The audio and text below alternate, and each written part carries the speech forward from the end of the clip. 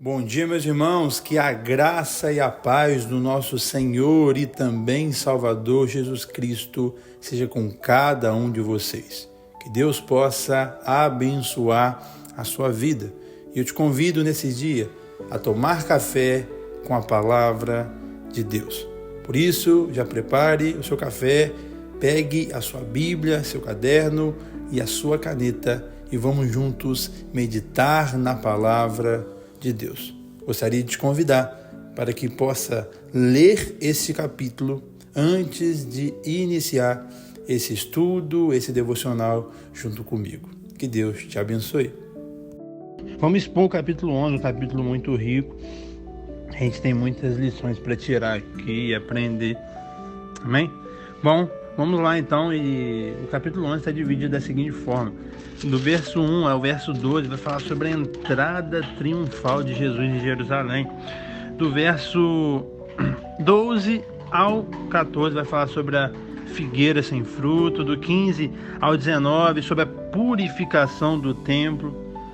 Do 20 ao 26 sobre o poder da fé ali. Vai falar diversas coisas que a gente vai expor. E do 27 ao 33 sobre a autoridade de Jesus e sobre o batismo de João. Amém? Então vamos começar falando da entrada triunfal de Jesus em Jerusalém. Esse evento é um marco. Por que um marco? Porque ele é registrado pelos 4 evangelhos. Não só pelos sinóticos, né, que são Mateus, Marcos e Lucas, mas também por João, pelos 4. Então foi um evento mesmo importantíssimo, onde marcou mesmo a entrada de Jesus ali em Jerusalém, que daria início a tudo que aconteceu, que você sabe, que a gente vai ver depois ainda. Então, o primeiro ponto a ser destacado aqui, meu irmão, é que a consumação, né, do propósito eterno estava se cumprindo. Estava se cumprindo a entrada de Jesus. É um cumprimento de uma profecia, se eu não me engano, está lá em Mateus, né? Fazendo referência a essa profecia que é de Zacarias. Amém? Outro ponto a ser destacado, essa entrada, né, triunfal foi a entrada do rei Jesus na cidade do rei Davi. Glória a Deus. Outro ponto para ser destacado aqui é que ele entrou num jumentinho o qual ninguém montou.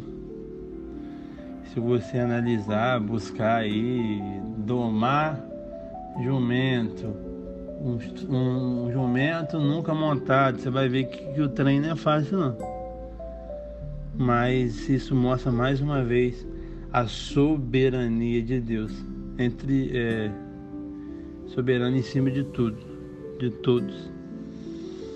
Outro ponto, além ainda no de jumentinho, né, é a humildade do Messias, né?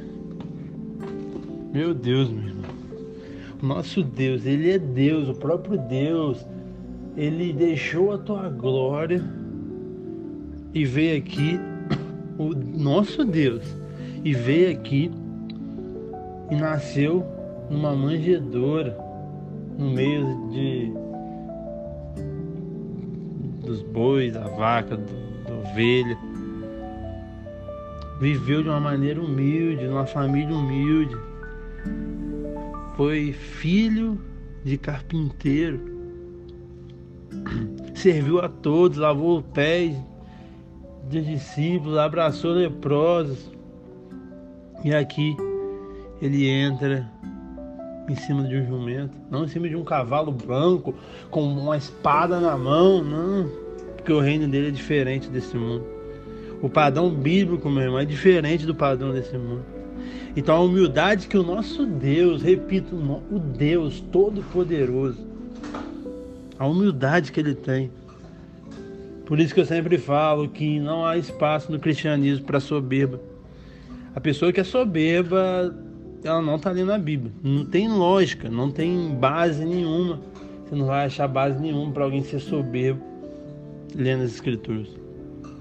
Se você aprender com o Senhor, você vai aprender com Ele a ser manso e humilde de coração.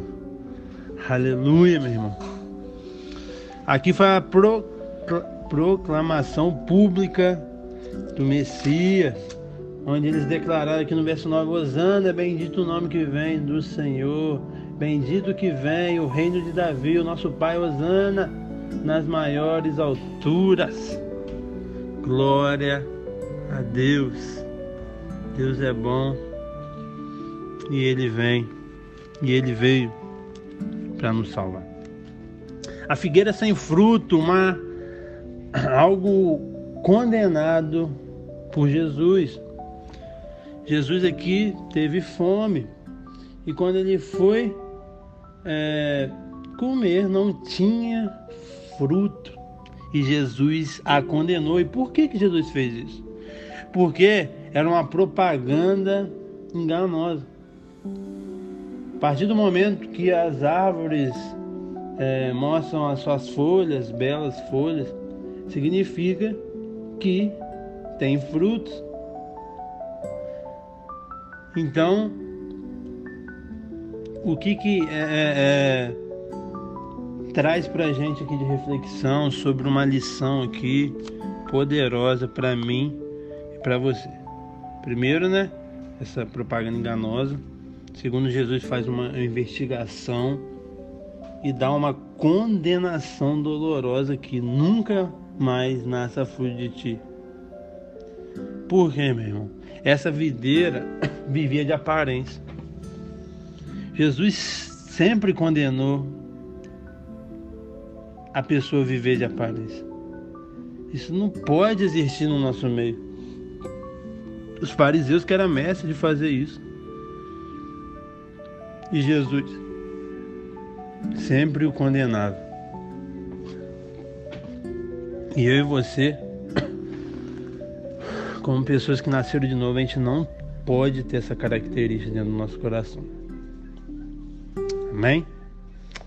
Glória a Deus. Próximo passo, a purificação do templo. Jesus aqui entrou aqui no verso 15 e passou a expulsar os que vendiam, derribou mesa dos cambistas, cadeiras, não permitisse que alguém conduzisse qualquer utensílio pelo templo. Falava: minha casa será casa de oração. E por que Jesus fez isso? Lembro mais uma vez, antes de falar exatamente disso, algo que eu sempre falo: a gente tem que ser manso e humilde de coração, mas ser manso não significa ser banana, ser omisso às coisas que você tem que se posicionar. Jesus e os discípulos que foram martirizados, eles foram martirizados porque eles foram mansos. Mas o conceito de manso não é o conceito que muitas pessoas entendem hoje, que ser manso é você deixar as pessoas fazer o que quiser. Não é isso. Você vai não buscar os seus próprios interesses, é claro, mas os seus princípios bíblicos que você acredita, você vai guardar. Igual Jesus aqui não perdeu sua mansidão. Ele só foi posicionado e jogou as cadeiras para cima e expulsou todo mundo. Tá bom? Porque ele tinha perdido, o propósito da casa de Deus tinha perdido, que é ser uma casa de oração. Eles secularizaram a casa de Deus, vendendo as coisas. E aqui tem gente que é muito extremista, acha que só por causa dessa passagem que não pode vender nada na igreja, não pode ter cantina, não pode vender livros no final do culto, não pode. Não é isso que Jesus está falando. Vamos olhar o contexto aqui. Está falando da intenção do coração deles, que eles secularizaram o templo, e com o coração errado, cobrando os taxas, os cambistas das pessoas que peregrinavam e vinham de fora. Entendeu? Era algo abusivo. Quando você vende algo, igual um salgado na cantina, isso não é algo abusivo. Você vai pegar, cobrar o preço justo. Então isso não é errado. Entendeu? A gente também não pode ser extremo, a gente tem que entender as coisas de Deus. Amém? Glória a Deus. E aqui depois a partir do verso 20, vai falar sobre o poder da fé. E aqui, passando pela manhã, viram a figueira que secara desde a raiz, né, que eles tinham passado antes, e Pedro falou: mestre, a figueira que amaldiçoou. Aí Jesus falou: tende fé em Deus, porque em verdade vos digo que se alguém disser esse monte, erga e lance no mar, e não duvidar do seu coração, mas crer que o fará, assim será com ele. Por isso vos digo que tudo quanto em oração pedis, crendo, receberei, e assim será convosco. Então, meu irmão, aqui Jesus está falando sobre a fé e, linkada com a fé, sobre oração. Então a gente tem que ter essa fé para saber que Deus vai nos dar. A gente tem que ser equilibrado mesmo. A gente não tem que ser aquela pessoa que só pede. Na oração só pede, não adora, não intercede, só pede. Mas também a gente não pode ser aquela pessoa que não pede. A gente tem que pedir. A Bíblia fala em diversas vezes para pedir. Pede, é claro, bem, pede segundo a vontade de Deus, mas pode pedir, não é pecado pedir não, tá bom? A gente tem a tendência de ser muito extremista, ou a gente fica num lado ou a gente fica do outro, a gente nunca fica no equilíbrio, que é saudável, entendeu? E aqui ele dá uma exortação, mas algo verdadeiro que a gente tem que aplicar na nossa vida. 25 e 26. Quando estiver orando, se tiver alguma coisa contra alguém, perdoai, porque o vosso Pai Celestial vos perdoa as vossas ofensas.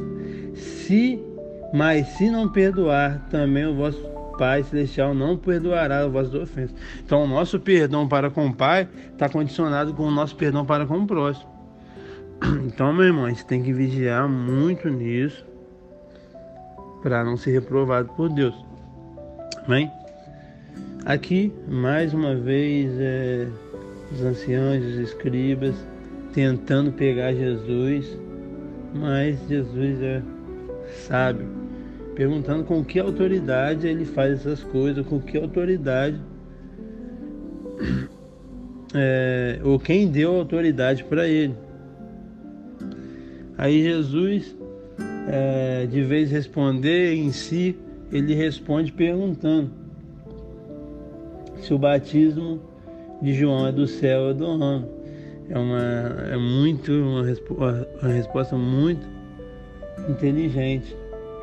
Porque se eles falassem que era do céu, está aqui no 31, discorrer entre si, se dissermos do céu, dirá então, por que não crees nele? Se porém disser dos homens, é de temer o povo, porque ele é considerado profeta. Então, se disser do céu, ele ia falar: porque você não crê nele? Você está duvidando dele? Se disser dos homens, ele tinha medo por causa das pessoas. Então Jesus falou também: nem tão pouco eu vos digo com que autoridade eu vos faço essas coisas. E a gente pode aprender aqui, meu irmão, mais uma vez, né? Os fariseus tentando contra a vida de Jesus, e a gente identifica mediante os fariseus que as maiores perseguições religiosas, as maiores perseguições na vida do cristão verdadeiro vem do meio religioso, daquelas pessoas que são legalistas, daquelas pessoas que vivem em favor das doutrinas de homens, infelizmente. E dessa passagem assim, que a gente aprende é que tem coisas que a gente não tem que ficar respondendo para os outros. Se o cara não acredita no seu propósito de vida, se a pessoa não acredita do que você está vivendo, talvez você está vivendo pela fé, Deus te deu essa direção para viver pela fé, aí você está vivendo, aí a pessoa não ajuda, a pessoa não ora, a pessoa não incentiva, a pessoa não faz nada, e só fica fazendo perguntas para tentar te destabilizar, para tentar fazer você se contradizer, para tentar questionar a Deus. Então você nem responde, igual Jesus não respondeu muitas das vezes os fariseus, que só queria tumultuar e não ajudar e não amar. Glória a Deus, meus irmãos. Mais um momento abençoado de café com a palavra. Espero do fundo do meu coração ter te edificado, te abençoado, te ensinado em algo. E gostaria muito que você pudesse curtir esse vídeo, você pudesse comentar, pudesse se inscrever no canal para que possamos alcançar mais e mais pessoas e também que você possa compartilhar. E Deus abençoe sua vida e eu te espero amanhã no Café com a Palavra.